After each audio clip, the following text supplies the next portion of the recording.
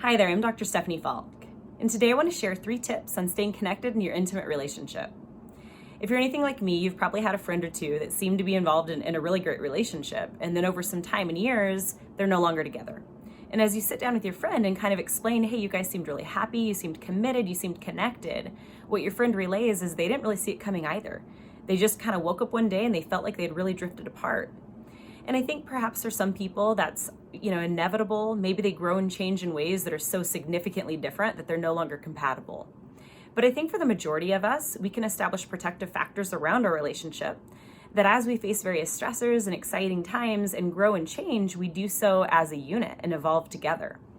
And so those 3 tips are: have weekly planning meetings, have daily rituals for parting and for greeting, and have a midday check-in. So tip number 1, have a weekly planning meeting.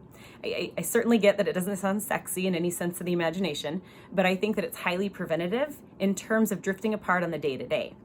So what you would do in a weekly planning meeting is you would sit down together and you would look at the week ahead of you and kind of map out and dialogue with your partner about the things that you're looking forward to, about the things that you're a little bit stressed around.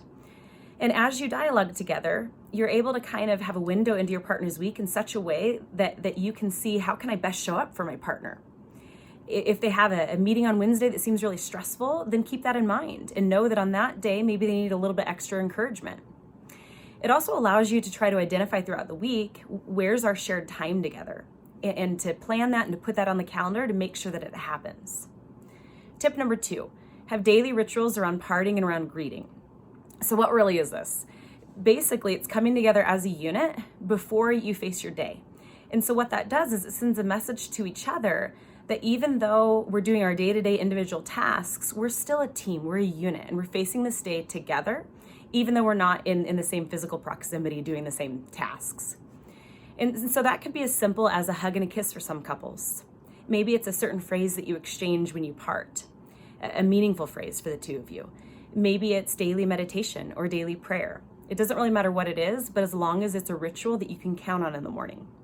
And then similarly, when you regroup together at night and you see each other again, it's really important to have a similar ritual.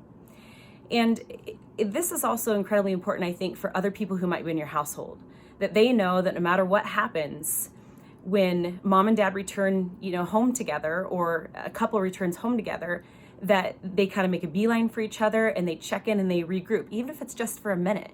The message that it sends is that this relationship is incredibly important. It's a priority and it's treasured. And so if your house is anything like mine, when I get home or my husband gets home, we have a violin permeating through our entire house, and sometimes you can't even think straight because of that. We might have a kid throwing a fit on the floor. It doesn't really matter what kind of tornado is happening in your home.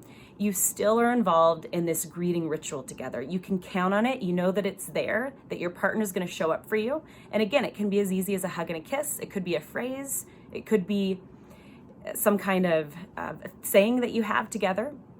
But it again says, hey, I'm home and I'm here for you. Tip number 3, have a midday check-in. I really like the idea of a lunchtime hour because I think it's a nice marker in the day. It jogs our memory to reach out to our partner. And so what you would want to do is either a word of encouragement or a question. So maybe it's a text, maybe it's a phone call. And what you would say is, hey, I know that you had, that important meeting today. I just want you to know that I'm thinking about you and that I hope that it went really well. And that would be an example of words of encouragement. Or maybe it's a question. I know you took so-and-so to swim lessons and you were a little bit nervous about it. How did it go, babe?